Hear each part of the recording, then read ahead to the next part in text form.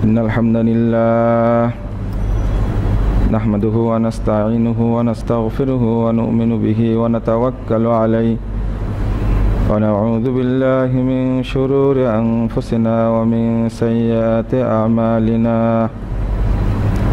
من يهده الله فلا مضل له ومن يضلل فلا هادي له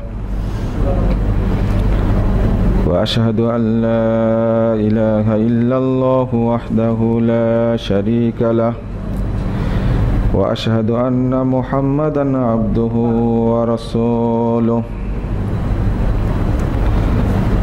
أما بعد فإن خير الحديث كتاب الله وخير الهدي هدي محمد صلى الله عليه وسلم وشر الأمور محدثاتها وكل محدثة بدعة وكل بدعة ضلالة وكل ضلالة في النار.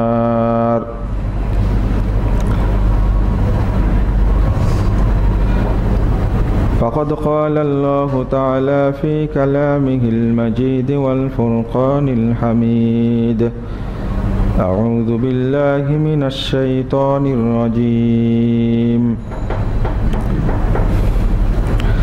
أفحكم الجاهلية يبغون ومن أحسن من الله حكما لقوم يوقنون.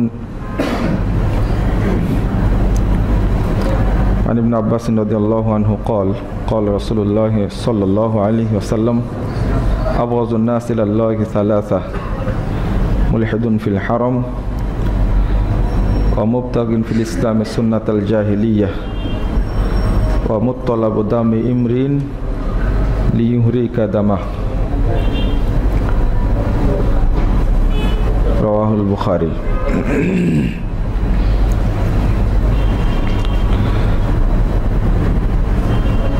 وقال عليه الصلاة والسلام: من دعا بدعوى الجاهلية فليس منا. رواه البخاري أيضا. وقال عليه الصلاة والسلام: من دعا بدعوى الجاهلية فهو من جوس جهنم وإن صام وصلى وزعم أنه مسلم. رواه أحمد والترمذي بإسناد صحيح. যাবতীয় হামদ সানা মহান রব্বুল আলামিনের জন্য। দরুদ ও তাসলিম বর্ষিত হোক শেষ নবী আহমদ মুজতফা মুহাম্মদ মুস্তফা সাল্লাল্লাহু আলাইহি ওয়াসাল্লামের প্রতি। সম্মানিত মুসল্লিবৃন্দ,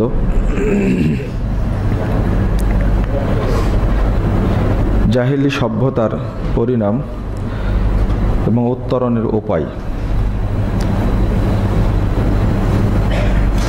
এই বিষয়টা নিয়ে আপনাদের সামনে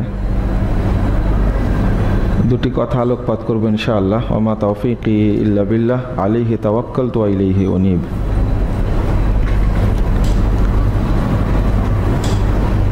জাহিলি যুগের, বর্বরতার যুগের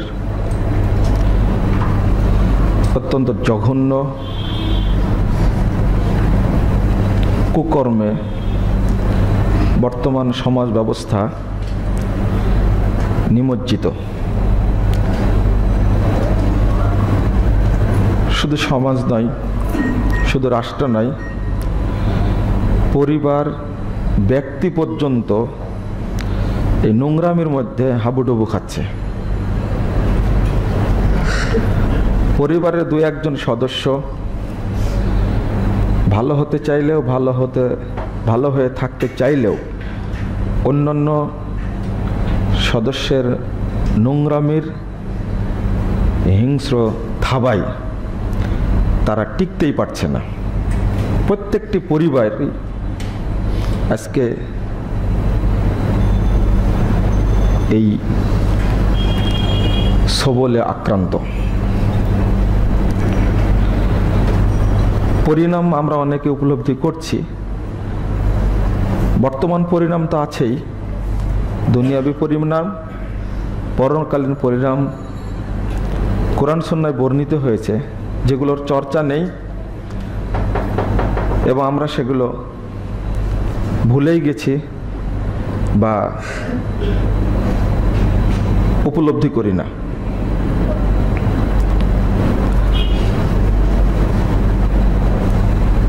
জাহিলিয়াত বলতে যেটা বোঝায়, রাসূলুল্লাহ সাল্লাল্লাহু আলাইহি ওয়াসাল্লামের ওপর ওহী নাজিলের পূর্বে যে যুগটা ছিল সেটা হলো আল আইয়ামুল জাহিলিয়া, বর্বরতার যুগ, অন্ধকার যুগ। ওহী নাজিলের পূর্বের 500 বছর বা 1000 বছর, এই সময়টাকে জাহিলি যুগ বলে। এই যুগের যে সমস্ত কর্মকাণ্ড ওহী নাজিলের মাধ্যমে বৈধ করেছে, সেগুলো মুসলিমদের জন্য বৈধ। ইসলাম যেগুলোকে অবৈধ, হারাম, ঘৃণিত, নোংরা বলে সাব্যস্ত করেছে, সেটা মুসলিমদের জন্য করা হারাম, নাজায়েজ, বড় অপরাধ। সূরা আল মায়েদা 50 নম্বর আয়াতে আল্লাহ বলছেন, আফা হুকমাল জাহিলিয়াতি ইয়াবগুন, এই লোকেরা কি আবার জাহিলি যুগের দিকে ফিরে যেতে চাচ্ছে? ওমান আহসানু মিনাল্লাহি হুকমান লিকওমি ইউকিনুন, যারা ঈমানদার মুমিন তাদের কাছে আল্লাহর বিধানের চেয়ে উত্তম বিধান আর কি হতে পারে? আল্লাহ জিজ্ঞেস করছেন। অর্থাৎ মুমিনদের কাছে শ্রেষ্ঠ বিধান সেটাই যেটা আল্লাহ রাব্বুল আলামিন নাজিল করেছেন। আল্লাহ মানুষের স্রষ্টা, তিনি ভালো জানেন যে আমার সৃষ্টি কিভাবে সুন্দর জীবনযাপন করতে পারে, সুন্দরভাবে পরিচালিত হতে পারে, তিনি ভালো জানেন। একজন আবিষ্কারক, তিনি বলে দেন যে এই পণ্যটা এইভাবে ব্যবহার করতে হবে। আবিষ্কারক যিনি উদ্ভাবন করেছেন, তার রুল অনুযায়ী যদি সেটা পরিচালনা না করা হয়, তাহলে ওই মেশিন, ওই পণ্য ব্যবহার করা সম্ভব হয় না। এটা চির বাস্তব, আমরা সেটা উপলব্ধি করি এবং বুঝি। মোবাইলটা কিভাবে ব্যবহার করতে হবে তার সাথে একটা গাইড বুক থাকে। কম্পিউটার কিভাবে ব্যবহার করতে হবে, প্রত্যেকটা ক্ষেত্রেই এটা বলা হয়। পৃথিবীতে যত মেশিন আছে তার মধ্যে সবচেয়ে গুরুত্বপূর্ণ এবং সবচেয়ে দামি সৃষ্টি আল্লাহর, সেটা হলো মানুষ। তার যতগুলো পার্টস বা কলকবজা ভিতরে আছে, মানুষের সৃষ্টি পৃথিবীর কোনো পণ্যে, কোনো যন্ত্রে এইরকম সেটিংটা নাই। আর এই সেটটা করেছেন সরাসরি কে? আল্লাহ। আর তিনি গাইড বুকটা দিয়ে দিয়েছেন যে এই যন্ত্র কিভাবে পরিচালিত হবে, অর্থাৎ মানুষ কিভাবে পরিচালিত হবে সেটা আল্লাহ বলে দিয়েছেন। তিনি যেহেতু স্রষ্টা, এই পৃথিবীর কেউ অস্বীকার করে না, 2-1 লোক ছাড়া। আল্লাহ স্রষ্টা, এই কথাটা সবাই স্বীকার করে, মুশরিকরাও স্বীকার করে। ওরা আল্লাহকে স্বীকার করে কিন্তু আল্লাহর ইবাদত মানতে চায় না। আর কিছু বদ আছে, ধান্দাবাজ, বদমাশ, এরা বলে আল্লাহ বলতে কিছু নাই। কিন্তু মধ্য সাগরে যখন ঢেউ আর ঝড় ঝঞ্ঝায় ঝাপটে ধরে, তখন ওরাই বেশি আল্লাহকে ডাকে। তখন ঠিকই আল্লাহকে খুঁজে পাই, কিন্তু নর্মাল চলছে ফিরছে। আর কিছু বদমাশ আছে, এরা বদনা, জ্ঞান পাপী, ধান্দাবাজ, যারা সমাজ নষ্টের জন্য যুক্তি প্রদর্শন করে থাকে। এই যাকে কালো হাড্ডি, বদের হাড্ডি যেগুলো, এরা বলে যে যদি আল্লাহ থাকেন তাহলে আমি জেনা করছি, তাহলে আল্লাহর নির্দেশেই করছি বা আল্লাহর সাহায্যেই করছি। চুরি করছি তো আল্লাহর সাহায্যে করছি। মানুষ হত্যা করলে তো আল্লাহই করাচ্ছে, ধর্ষণ করলে আল্লাহই করাচ্ছে। কিন্তু এই শয়তানগুলি, এই জ্ঞান পাপীগুলি কোনোদিন ট্রেনের সামনে ঝাঁপ দিয়ে বলে না যে আল্লাহ দেওয়াইছে, কোনোদিন বলে না। কারেন্টের তারে হাত দিয়ে ও বলে না যে স্রষ্টাই করাচ্ছে, আল্লাহই করাচ্ছে। এরা কোনোদিন কথা বলে না। অপরের শিশু সন্তানকে ধরে আছাড় মেরে মেরে ফেলছে আর বলছে যে আল্লাহই করাচ্ছে। কিন্তু নিজের ওই সন্ত্রাসী নিজের বাচ্চাটাকে পাঁচতলার উপর থেকে ফেলে দেয়া বলে না যে আল্লাহ ফেলে দিয়েছে, এটা কিন্তু বলে না। এরা ধান্দাবাজ না,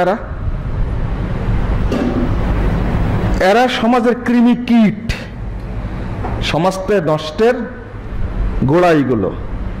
আর এই শ্রেণীর কিছু শয়তান উপন্যাস লেখে, আর যুবক ছেলেরা, যুবতীরা এগুলো পড়ে, ছাত্রছাত্রীরা পড়ে ওদের মাথা নষ্ট করে।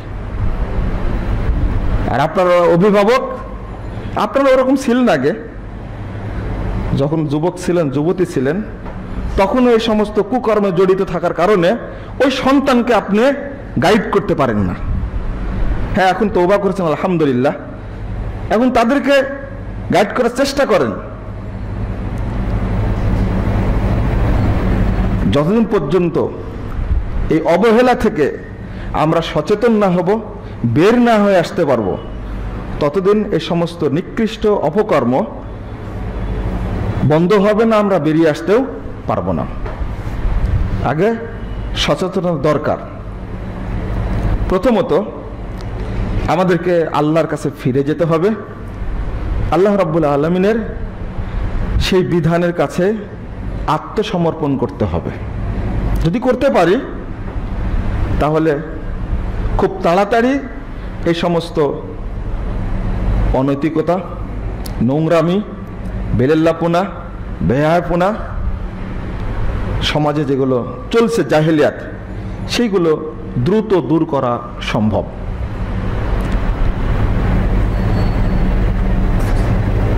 আজকে জাহেলিয়াতের এই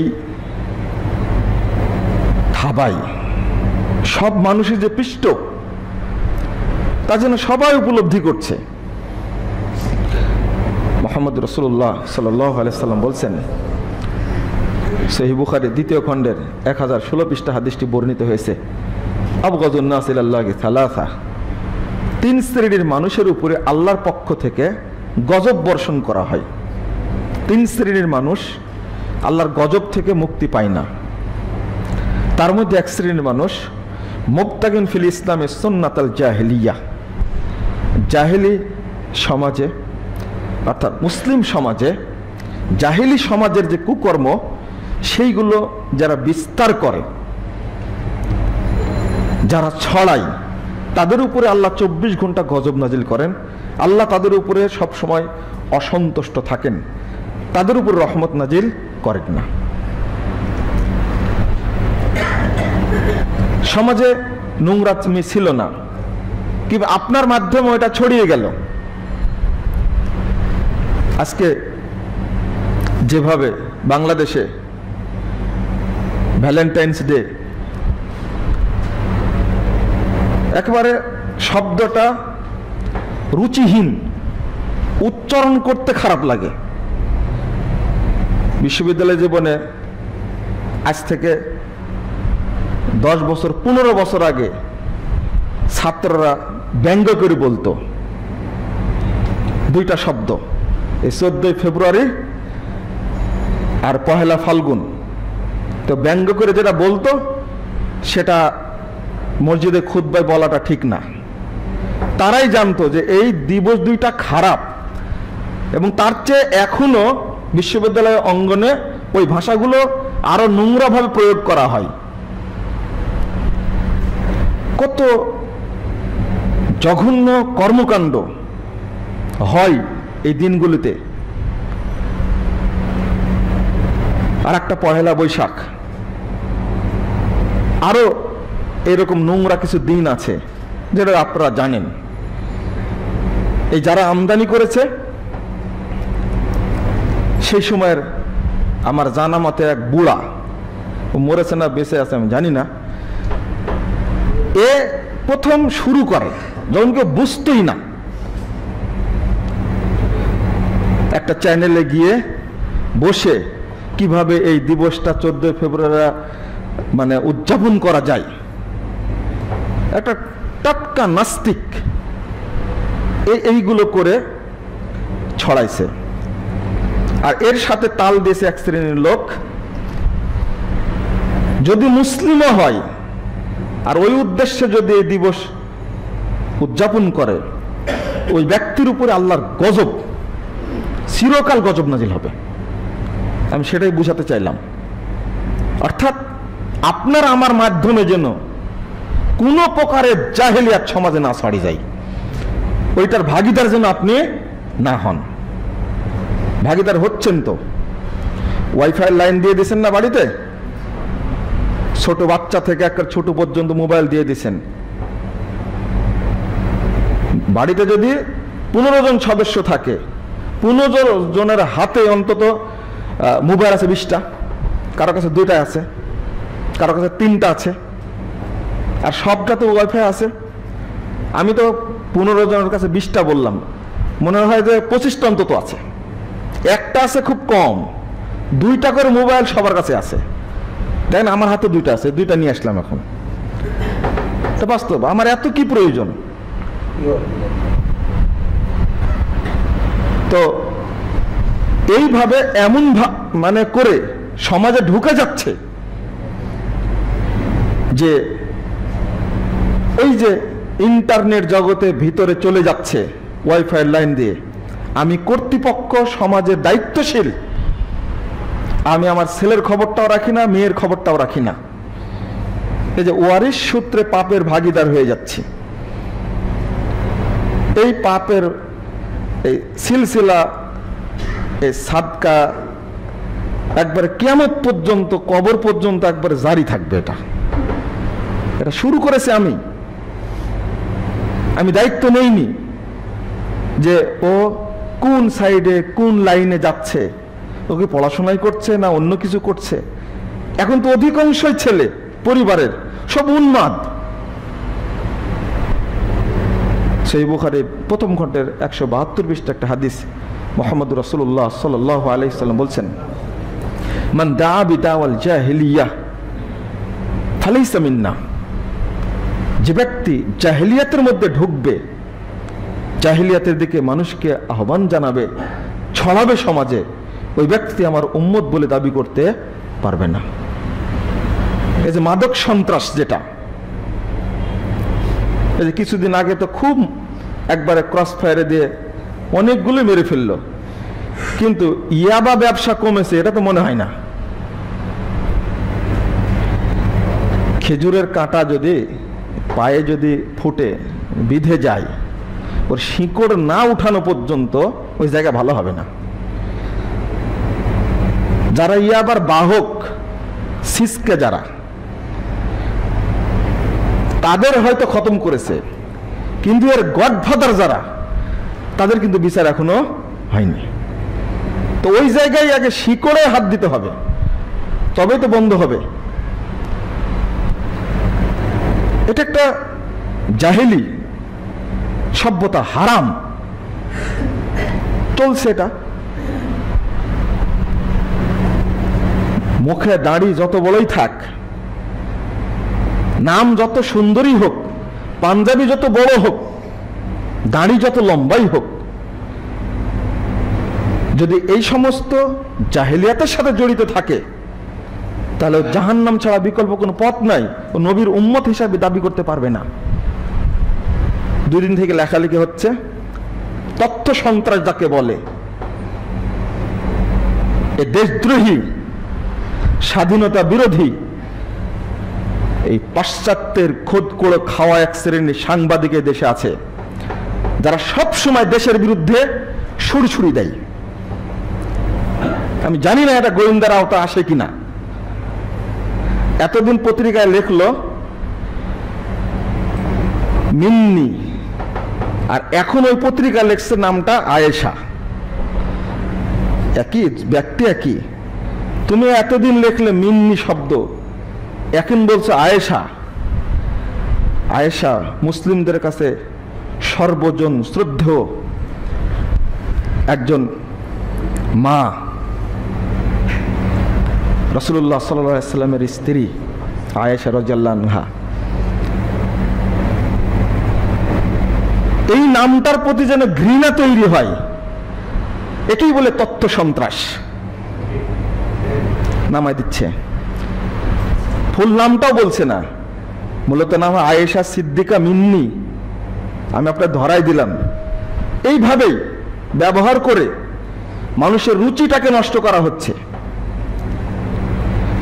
আর নাটক সিনেমা যত আছে, কিভাবে দাড়িকে অপমান করা যায়, টুপিকে অপমান করা যায়, যত অপকর্ম ও নোংরা কর্মগুলো এই টুপি পরা, দাড়ি পরা, দাড়িওয়ালা লোকদের দ্বারা করানো হয়।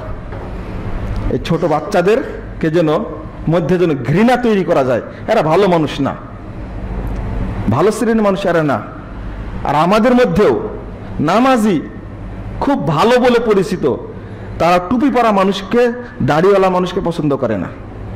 ওই এক দুর্নীতিবাজ ড্রাইভার দেখছেন, মাথায় কি সুন্দর টুপি আর দাড়িটা কত লম্বা। আসল তথ্য সরকারই জানে, আমরা জানি না। পত্রিকায় যেগুলো আসছে সেগুলো দেখে বলছি, এটা ড্রাইভার হয়ে যা কুকর্ম করেছে। এর আগেও বলেছি, দাড়িকে সাইনবোর্ড হিসাবে, টুপিকে সাইনবোর্ড হিসাবে, পাঞ্জাবিকে সাইনবোর্ড হিসাবে আলহাজ শব্দটাকে বসায় যত অপকর্ম কুকর্ম তারা করছে, আর সব দাঁড়িয়ে দোষ হচ্ছে। এটা এইগুলো সমাজের সবচেয়ে বড় ভাইরাস। এগুলো কিসের করোনা ভাইরাস, এরাই হলো সবচেয়ে বড় ভাইরাস। এরা এই বদমাশগুলো মানে পরিবেশ নষ্ট করছে। ওই জন্য বলছি, রাসূলুল্লাহ সাল্লাল্লাহু আলাইহি ওয়াসাল্লাম এমনি বলেছেন, মান দাআ বিদাওয়াল জাহিলিয়া ফালাইসা মিন্না, যে জাহেলিয়াতের দিকে মানুষকে আহ্বান করে, সমাজ জাহেলিয়াত ছড়ায়, তারা আমার উম্মত না। তিরমিজির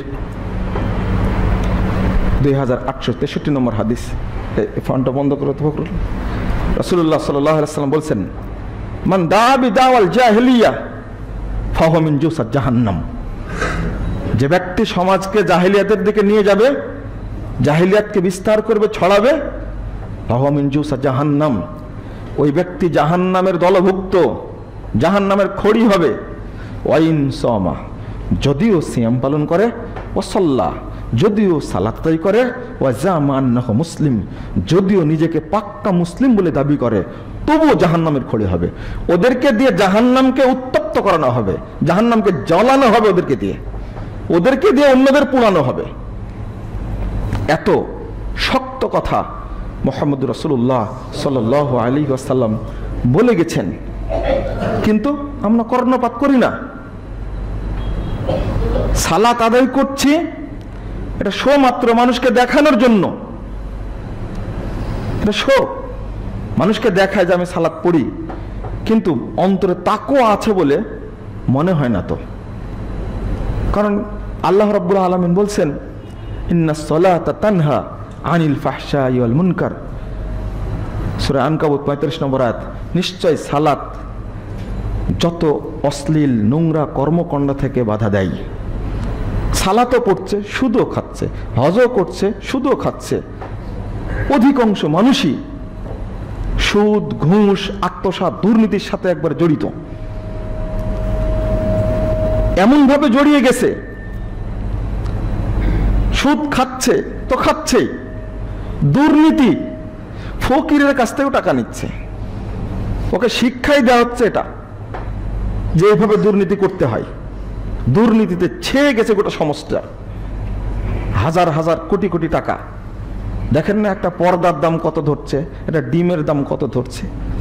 এটা হাস্যকর হয়ে গেছে এটা সমাজে। এই শিকড় তখনই উপড়ানো যাবে, পরিষ্কার করা যাবে, যখন এই গডফাদারদেরকে ধরে আইনের আওতা নিয়ে আসা হবে, তখন সম্ভব। তা আমি সালাত আদায় করে কি করব? আল্লাহর সাথে যুদ্ধ হয়ে গেল। আল্লাহ বলছেন যে সালাত আদায়কারী ব্যক্তি এই সমস্ত নোংরামি থেকে বিরত থাকবে, সালাত তাকে বাধা দিবে। কিন্তু আমি 50 বছর যাবৎ সালাত আদায় করছি, আমাকে বাধা দিচ্ছে না কেন?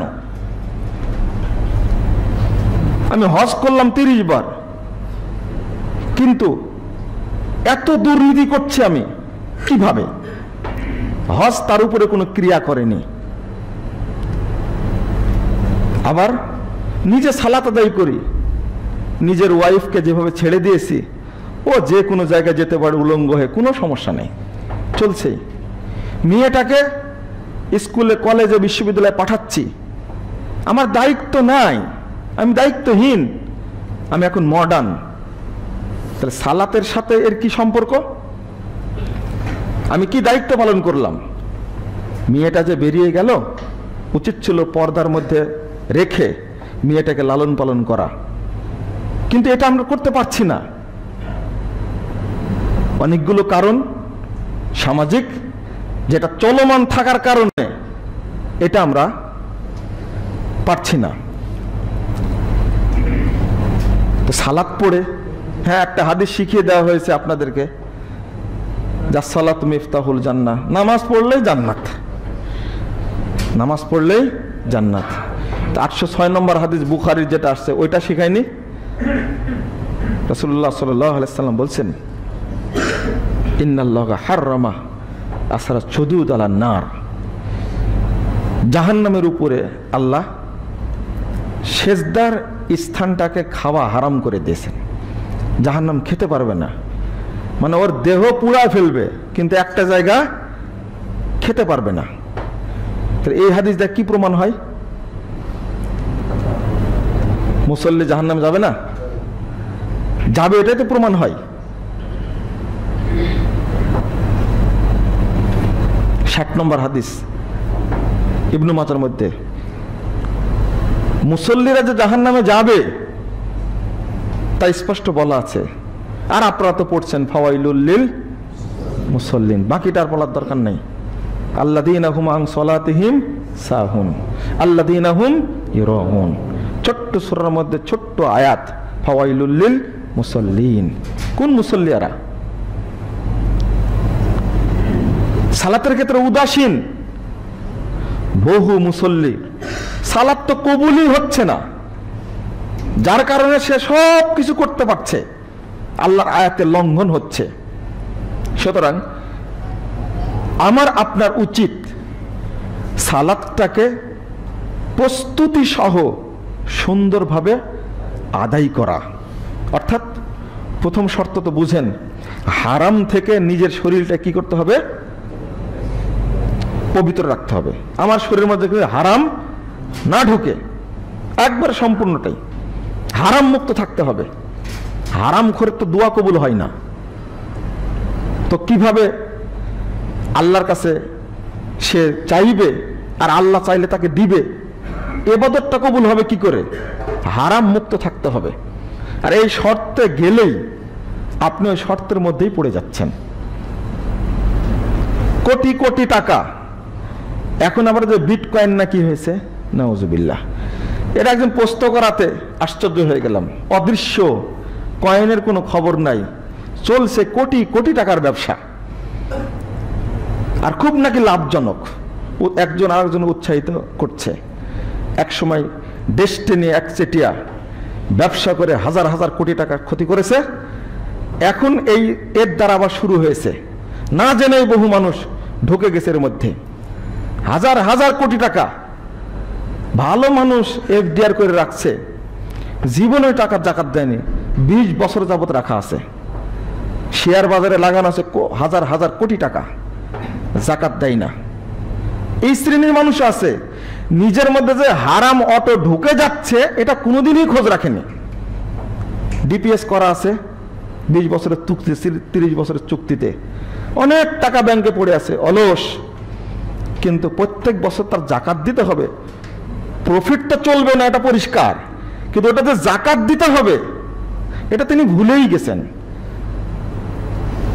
মানে দীর্ঘ 15 বছর, 20 বছর, 30 বছর যাবত কোনো জাকাত দেয় না, বহু টাকার মালিক। তা হারাম ঢুকছে আর আফসোস করছে হুজুরের কাছে এসে যে আমি তো ইবাদত করি কিন্তু শান্তি যে পাই না।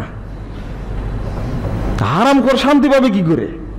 সালাত পড়ে সেজদা দিয়ে শান্তি পায় না, তাহাজ্জুদ পড়ে শান্তি পায় না। পান না কেন শান্তি? কারণ শরীরের রন্ধে রন্ধে সুদ, ঘুষ, আত্মসাৎ এইগুলোতে হারামে কিলবিল কিলবিল করছে। সুবহানাল্লাহ বললেও শান্তি পায় না, সালাত পড়েও শান্তি পায় না। কতজন বলে যে আমি তো ইবাদত করি কিন্তু মনে প্রশান্তি নাই, কিন্তু হাজার হাজার কোটি কোটি টাকার মালিক, শান্তি নাই। সুখ আছে রে, শান্তি নাই। খুব সুন্দর স্লোগান। কেন? আগে হারাম ছাড়েন, ছেড়ে তারপরে ইবাদত করেন। রাসূলুল্লাহ সাল্লাল্লাহু আলাইহি ওয়াসাল্লামের কাছে সাহাবী নুমান ইবনে কাওকাল এসে বলছেন, 117 নম্বর হাদিস, বলছেন যে ইজা সাল্লাইতুল মাকতুবা ওয়া আহলালতুল হালাল ওয়া হারামতুল হারাম আদখুলুল জান্নাহ। হে আল্লাহ রাসূল সাল্লাল্লাহু আলাইহি ওয়াসাল্লাম, আমি যদি 5 ওয়াক্ত সালাত আদায় করি আর হালাল খাই আর হারামটা বাদ দিই, তাহলে কি জান্নাতে যেতে পারবো? রাসূল সাল্লাল্লাহু আলাইহি ওয়াসাল্লাম বললেন যে নাম, হ্যাঁ তুমি জান্নাতে যেতে পারবা। 5 ওয়াক্ত সালাত আদায় করেন, হারাম শুধু বর্জন করেন। হারাম এত খারাপ যে পরিবারের সদস্যদের মধ্যে যার মধ্যে এই হারাম ঢুকেছে, হারাম ফেরত না দেওয়া পর্যন্ত, তওবা না করা পর্যন্ত ওই পরিবার ওখান থেকে, মানে হারাম খাওয়া শুরু হলো মানে মোমবাতিতে আপনি আগুন জ্বালাই দিলেন, ওই পুড়তে পুড়তে যতক্ষণ শেষ না হবে ততক্ষণ আগুন জ্বলতে থাকবে। যতক্ষণ আপনি আপনার পরিবারকে দুর্নীতি একবারে পুঙ্গ না করবে ততক্ষণ পর্যন্ত ওর অ্যাকশন রিয়াকশন হতেই থাকবে। এই জন্য মানসিক প্রতিবন্ধী, শারীরিক প্রতিবন্ধী, এই রোগ সেই রোগ ইত্যাদি। গত জুমায় খুতবা দিয়ে গেলাম ধৈর্যের ফলাফল। তো একজন বলছে যে একজন বহু আত্মসাৎ করেছে, দুর্নীতি করেছে, জেনা করেছে, ধর্ষক, ওকে এখন রিমান্ডে নিয়ে পিটাচ্ছে, এই করছে, তো সেও কি বিপদগ্রস্ত নাকি? আমি বললাম যে শুক্রবারে মারা যাওয়ার ফজিলত আছে, তাই বলে বিধর্মী মারা গেলে ফজিলত পাবে নাকি? তো না, তা তো পাবে না। তো এই জ্ঞানটা নাই কেন আপনার?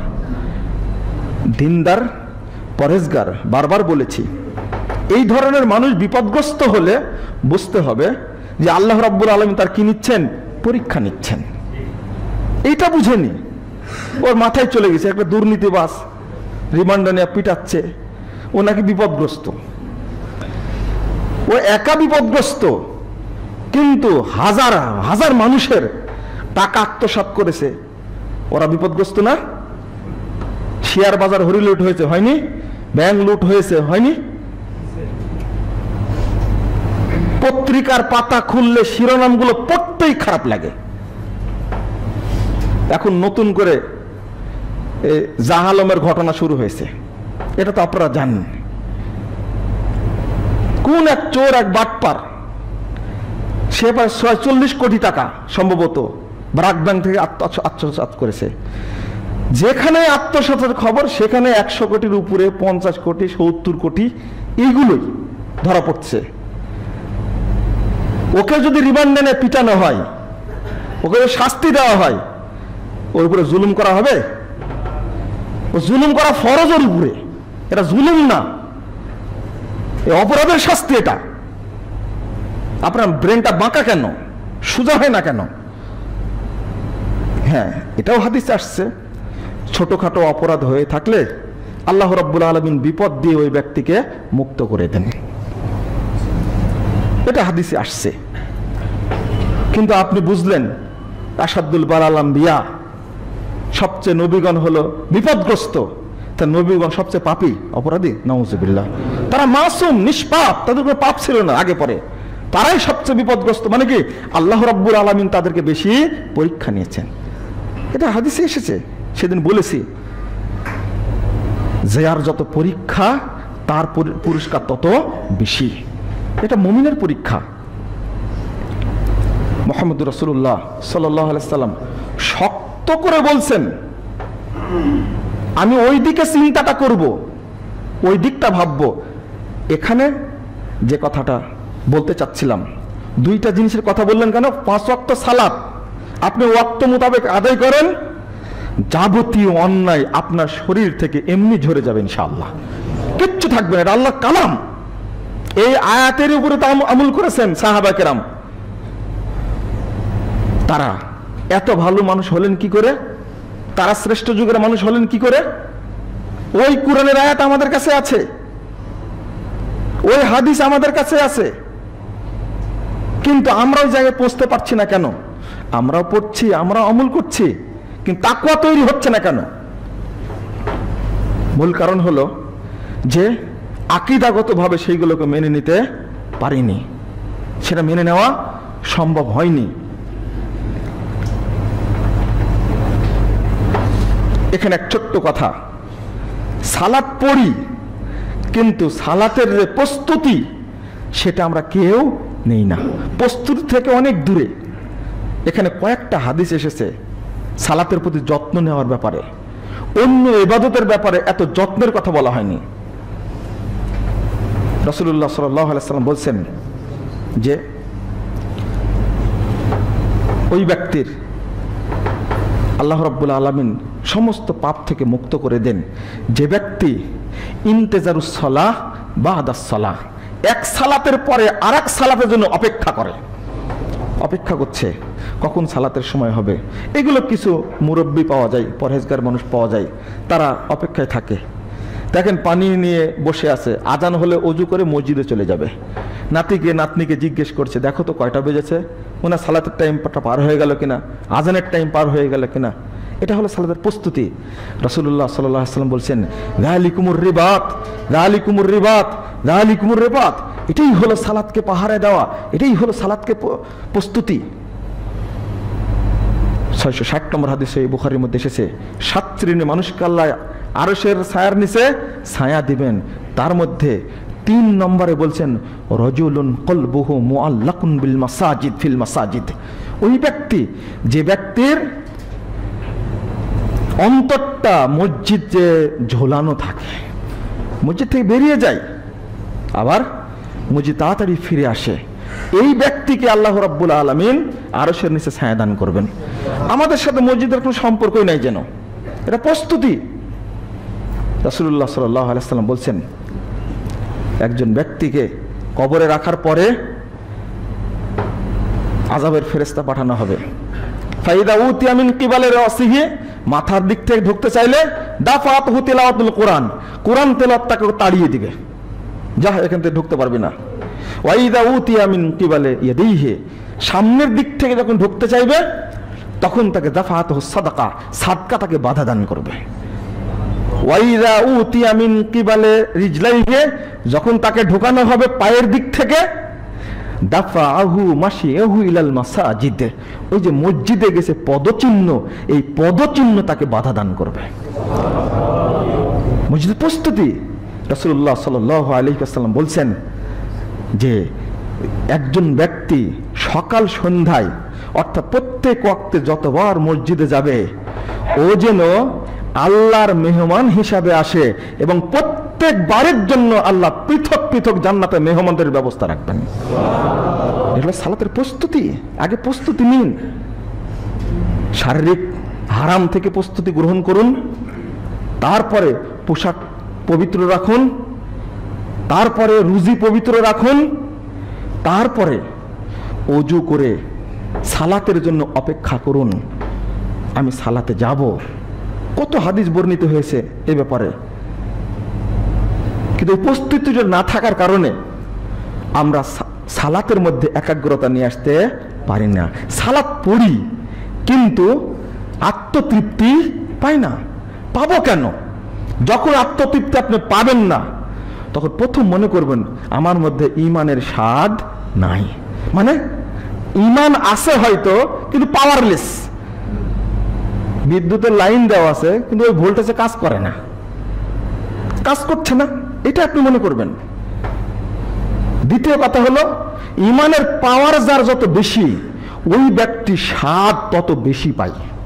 আল্লাহর কাছে চাইলে সাথে সাথে পাই, ভিতরটা দৃঢ় থাকে। এটাই আমরা করতে পারি না। দ্বিতীয় পয়েন্ট বললেন, হালালটা গ্রহণ করব, হারামটা বর্জন করব।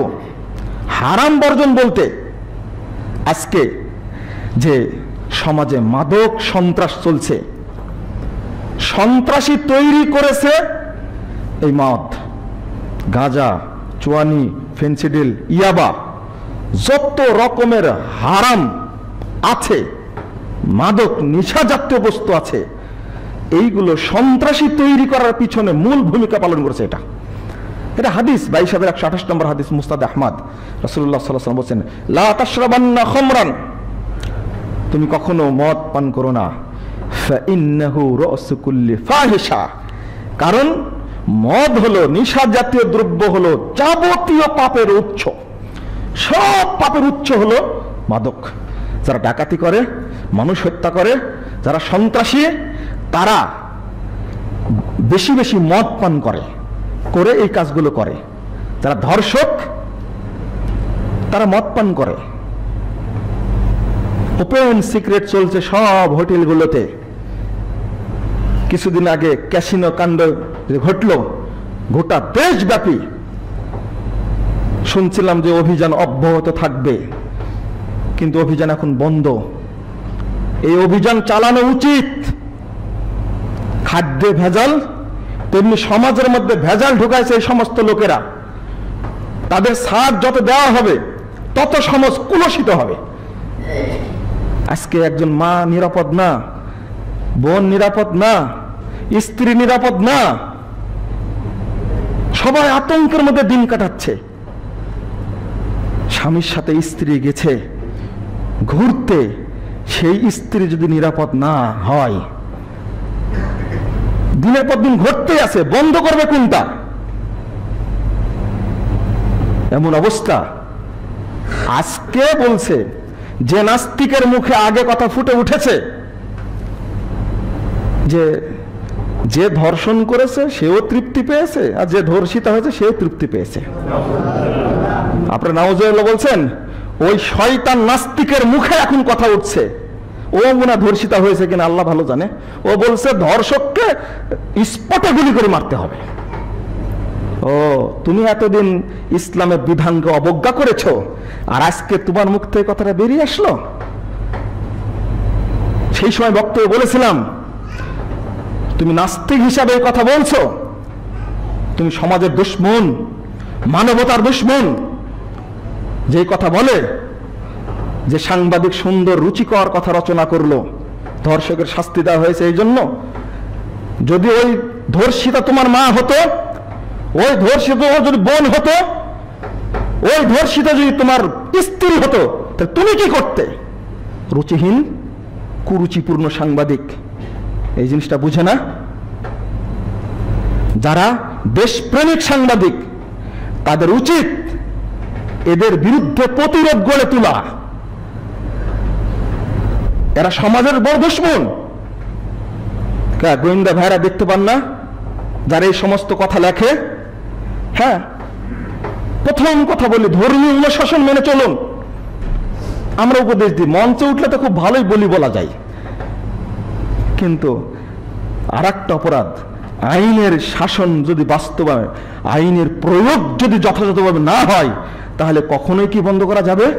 কোশ্চিন কালেও নয়। মুহাম্মদুর রাসূলুল্লাহ সাল্লাল্লাহু আলাইহি সাল্লাম যেমন তাকওয়া শিক্ষা দিয়েছেন, তিনি আইনের প্রয়োগ করেছেন। এই দুর্নীতিবাজ, চোর, বাটপার, ধর্ষকদের বিরুদ্ধে স্পষ্ট ইসলামের নির্দেশনা। আল্লাহ রাব্বুল আলামিন বলছেন, ইন্নামা জাযাউল্লাযীনা ইউহারিবুনাল্লাহা ওয়া রাসূলাহু, এই আয়াত পেশ করেছেন আলেমগণ ধর্ষকদের বিরুদ্ধে। এরা হলো আল্লাহ এবং রাসূলের বিরুদ্ধে যুদ্ধ ঘোষণা করেছে। ওয়া ইয়াসআউনা ফিল আরজি ফাসাদা, তারা জমিনে ফাসাদ সৃষ্টি করতে চেয়েছে। আইয়ুকাত্তালু আও ইউসাল্লাবু আও তুকাত্তা আইদিহিম ওয়া আরজুলুহুম, আল্লাহ বলছেন তাদেরকে হত্যা করতে হবে, অথবা তাদেরকে শুলিতে চড়াতে হবে, অথবা তাদের হাত এবং পা কেটে দিতে হবে। মিন খিলাফ, যে ডান হাত কেটে ফেলা হয় তাহলে তার বাম পাও কাটতে হবে, যদি বাম হাত কেটে ফেলা হয় তাহলে তার ডান পা কেটে দিতে হবে, অর্থাৎ এক পা আর এক হাত কেটে দিতে হবে। তারপরে আল্লাহ বলছেন যে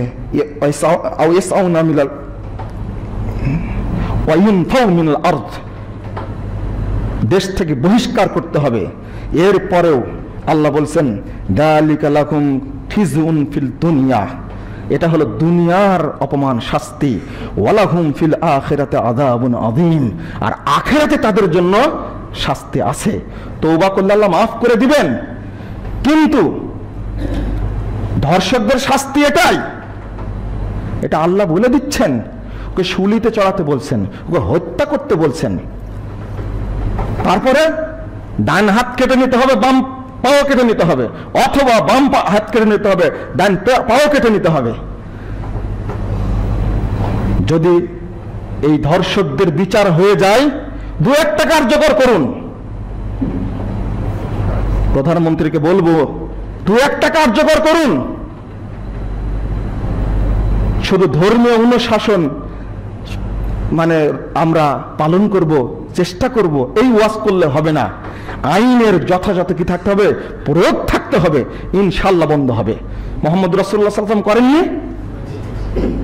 জেনা করেছে, স্বীকারোক্তি দিয়েছে, আর এখন স্বীকার করা প্রয়োজন হয় না। ডিএনএ টেস্ট করলে কি পাওয়া যায় ধর্ষণ করেছে কিনা। সাভারে কি মর্মান্তিক ঘটনা, স্ত্রী রেখে গ্রামের বাড়িতে গেছে, মেয়েটাকে ফাঁকা পেয়ে 8 জন মিলে ধর্ষণ করেছে। চিন্তা করা যায়, ভাবা যায়। গার্মেন্টসের শ্রমিক কয় টাকা বেতন পায়, গ্রাম থেকে এসেছে শহরে, কত কষ্টে কাজ করে খায়, স্বামীকে নিয়ে থাকে, একটা রাত সুযোগ দেয়নি, মেয়েটাকে রেখে, স্ত্রীকে রেখে গ্রামের বাড়িতে গেছে, আর এই মেয়েটার এই অবস্থা করেছে। কি একটা আশ্চর্য অবস্থা।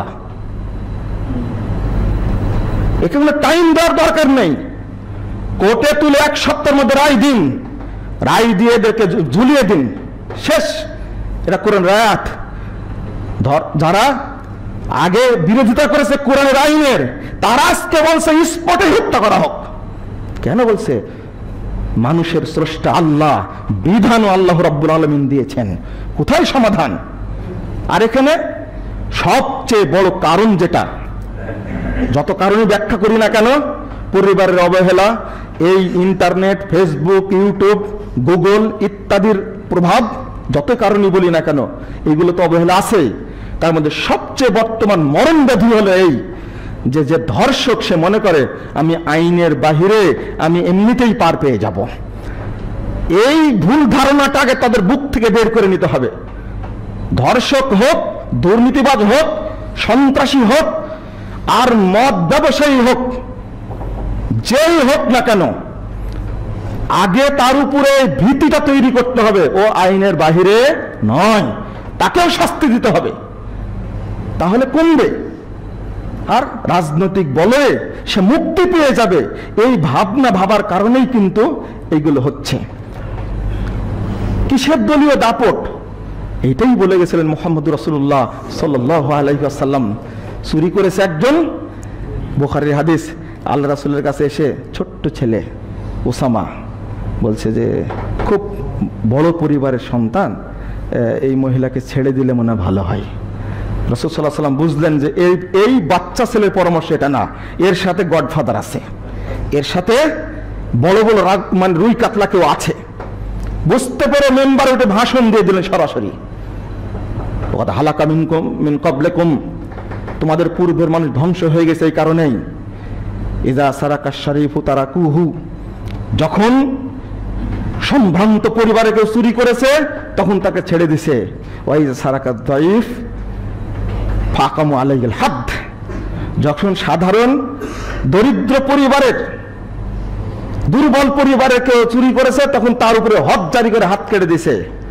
শুনে রাখো, আল্লাযী নাফসি বিয়াদিহি, ওই সত্তার কসম করে বলছি যার হাতে মুহাম্মাদের প্রাণ রয়েছে, লাউ সারাকাত বিনতু ফাতিমা বিনতু মুহাম্মদ লাকাতাতু ইয়াদাহা, আল্লাহর কসম করে বলছি, আজকে যদি মুহাম্মাদের বেটি ফাতেমা চুরি করত, আমি মুহাম্মদ নিজে তার হাত কেটে দিতাম। এটাই হলো ইসলামী শাসন, এটাই হলো আইনের প্রয়োগ। কিসের দলীয় নেতা? সমাজ বাঁচানোর জন্য যে দেশের প্রধানমন্ত্রীও একজন মা, বিরোধী দলের নেত্রী একজন মা, মহিলা, সেই দেশে মা বোন ধর্ষিতা হবে মানে একবার যদি একটু চেতনের সামনে দাঁড়ায়, ধর্ষণ, এই নোংরামি, লজ্জাপনা, লামপট্যপনা মাত্র 1 মাসের মধ্যে উৎখাত হয়ে যাবে ইনশাআল্লাহ, যদি প্রয়োগ করা ইসলামী অনুশাসন। ধর্ষক ওদের দলীয় পরিচয় আছে? সন্ত্রাসের কোনো পরিচয় আছে? জঙ্গির কোনো পরিচয় আছে? ওই যারাই এগুলো করে তারাই শুধু উস্কিয়ে দেয়, বাহিরের মানুষকে উস্কিয়ে দেয়, বিদেশকে উস্কানো দেশে করে, হয়তো জঙ্গি রাষ্ট্র হয়ে যাচ্ছে, জঙ্গি রাষ্ট্র হয়ে যাচ্ছে, বিদেশি প্রভুরা যেন সে সহযোগিতা করে। এইরকম করে দেশটাকে আক্রান্ত করতে চায় এক শ্রেণীর মানুষ। তারা দেশের পক্ষে লিখতে জানে না, দেশের পক্ষে বলতে জানে না, দেশকে উত্তপ্ত করে কি চাই? এই দেশটাকে আফগানিস্তান বানাতে চাই, ইরাক বানাতে চাই, লিবিয়া বানাতে চাই। বন্ধুরা আমার, হৃদয়ের রক্তক্ষরণ, কষ্টের কারণে কয়েকটা কথা শেয়ার করলাম আপনাদের সাথে, যে নিজে, পরিবার, ছেলে সন্তান, সমাজ এবং রাষ্ট্রযন্ত্র যারা আছে তারা সবাই আতঙ্কিত। এমত অবস্থায় এই জাহেলি পরিবেশ থেকে আমাদের বেরিয়ে আসতে হবে। যদি মাদকতা যদি বন্ধ করা হতো, সন্ত্রাসী কর্মকাণ্ড বন্ধ করা হতো, আজকে ধর্ষণের সুযোগ পেত না। ইসলামী বিধান কার্যকর হলে, ইসলাম যেভাবে বলেছে ওইভাবে হলে আজকের প্রেক্ষাপট অনুযায়ী আমরা মুক্তি পেতাম, আলহামদুলিল্লাহ। কিন্তু মুক্তি কোন দিন পাবো আল্লাহ পাকি ভালো জানে। এখন যেটা মাদকের কথা বলছিলাম, সেটা দেখেন না ইন্ডিয়ায় কি হচ্ছে, পত্রিকার পাতা খোলা যায়, সবাই জড়িত, যত ন্যাংটাপুনা নোংরামি সবগুলো মাদকের সাথে জড়িত, মাদক কারবারের সাথে জড়িত। ইসলাম ওটা আগেই বলে গেছে, 1500 বছর পূর্বে বলেছে, ফাইন্নাহু রাসু কুল্লি ফাহিশা, প্রত্যেক অপকর্মের মূল হলো মাদক দ্রব্য। আর মাদক সেবন করে অপকর্ম করে থাকে। আল্লাহ রাব্বুল আলামিন আমাদেরকে এই জাহিলিয়াত থেকে মুক্তি দান করুন, আমিন। আমরা চেষ্টা করব নিজের পরিবারকে সুন্দরভাবে গঠন করতে। আপনি 20 লাইন রেখে ওয়াজ করে লাভ নাই। ওয়াজ করে কি হবে? হ্যাঁ, কিছু কিছু ভাই বলছেন 20 লাইনের শুধু আমরা কাবার কোরআন তেলাওয়াতটা রেখেছি। আপনি রাখেন, আমি বলিনি সেটা। আপনি যদি ব্যবহার করতে পারেন আলহামদুলিল্লাহ, কিন্তু কয়জন পারে? সবাই খুলে রাখছেন, প্রত্যেক হাতে হাতে মোবাইল দিয়েছে। আর আজকে ইন্টারনেটে ক্লাস চালু হওয়ার কারণে, ক্লাস চালু হয়েছে ভালো, কিন্তু ওই বাচ্চাটাকে যে মোবাইল শিখিয়ে দিলেন আপনি, তারপর তোর খোঁজ দিলেন না, আরো ঢুকে গেল যৌনাচারের মধ্যে, আরো ঢুকে গেল নোংরামের মধ্যে। এই ইমু বলেন, হোয়াটসঅ্যাপ বলেন, ইউটিউব বলেন, তারপরে টুইটার বলেন, ফেসবুক বলেন, ইন্টারনেট জগতের যতগুলো সাইট আছে, এখন বেরোচ্ছে টিকটক, নোংরামিতে ভর্তি।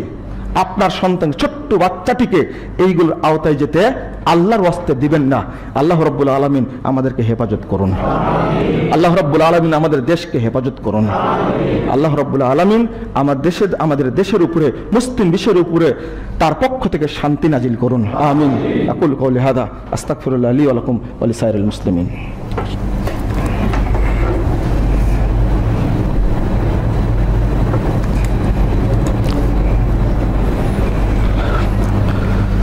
আলহামদুলিল্লাহ ওয়াহদা আসসালাতু ওয়াসসালামু আলা মান লা নাবিয়্যা বাদা। সম্মানিত মুসল্লিবৃন্দ, সংক্ষিপ্ত কথা আপনাদের প্রতি আলামিন মসজিদের বিষয়ে।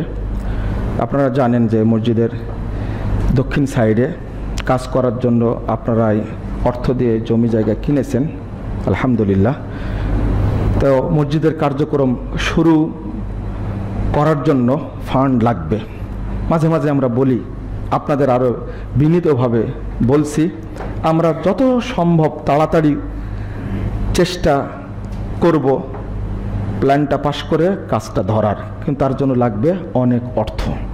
এই অর্থ আবারও আপনাদের কাছেই চাচ্ছি, আপনারা আল্লাহর রাস্তে হাত খোলা দান করার চেষ্টা করবেন, যে দ্রুত মসজিদের সংস্কার নির্মাণ কাজটা যেন করা যায়। আশা করি আপনারা শরিক হবেন ইনশাআল্লাহ, এই দাবি করছি। আপনারা আগেও দিয়েছেন, কেউ 5 লাখ, 10 লাখ, 20 লাখ, 30 লাখ, 25 লাখ, অনেকেই দিয়েছেন। এখন আবারও আপনাদেরকে চাচ্ছি, দেশে এবং দেশের বাহিরে যে সমস্ত ভাই বোন আছেন, বিশেষ করে আলামিন জামে মসজিদ অন্যতম একটা দাওয়াতি কেন্দ্র, যেখান থেকে বহু মানুষ ইসলামের সঠিক রূপটা জানতে পেরেছে, সালাফি মানহাজ সম্পর্কে জানতে পেরেছেন, এবং সহি আকীদাটা কি সে তার সবক পেয়েছেন। আমরা যদি মসজিদটা বড় করতে পারি তাহলে আরও মুসল্লি ধরবে। রোদে অনেক মুসল্লি কষ্ট করে, বাহিরে দাঁড়িয়ে থাকে, এইগুলো আপনারা বুঝেন। অর্থাৎ এই সময় অনুযায়ী জান্নাত কেনার জন্য এবং এর বিনিময়ে জান্নাত নেওয়ার জন্য আপনারা আলামিন মসজিদকে যথাযথ সহযোগিতা করে দ্রুত নির্মাণ কাজ শুরু করায় সহযোগিতা করবেন, এই আশা পোষণ করছে আপনাদের কাছে। আপনারা উদার হস্তে সহযোগিতা করবেন। আল্লাহ রাব্বুল আলামিন আমাদের কবুল করুন, আমিন। দ্রুত নির্মাণ কাজ সম্পন্ন করার আল্লাহ তৌফিক দান করুন, আমিন। আল্লাহুম্মা সাল্লি আলা মুহাম্মাদ ওয়া আলা আলি মুহাম্মাদ কামা সাল্লাইতা আলা ইব্রাহিম ওয়া আলা আলি ইব্রাহিম ইন্নাকা হামিদুম মাজিদ। আল্লাহুম্মা বারিক আলা মুহাম্মাদ ওয়া আলা আলি মুহাম্মাদ কামা বারাকতা আলা ইব্রাহিম ওয়া আলা আলি ইব্রাহিম ইন্নাকা হামিদুম মাজিদ। রব্বানা আতিনা ফিদ দুনিয়া হাসানাহ ওয়া ফিল আখিরাতি হাসানাহ ওয়া কিনা আযাবান নার। আল্লাহুম্মা ইগফির লানা ওয়া লিল মুমিনিনা ওয়াল মুমিনাত ওয়াল মুসলিমিনা ওয়াল মুসলিমাত ওয়াল আহইয়াই ওয়াল আমওয়াত। اللهم اغفر لنا وللمؤمنين والمؤمنات والمسلمين والمسلمات والأحياء والأموات. اللهم أعز الإسلام والمسلمين، اللهم أعز الإسلام والمسلمين، اللهم أعز الإسلام والمسلمين. ربنا آتنا في الدنيا حسنة وفي الآخرة حسنة وقنا عذاب النار. ربنا تقبل منا إنك أنت السميع العليم وتب علينا إنك أنت التواب الرحيم. وصلى الله على النبي.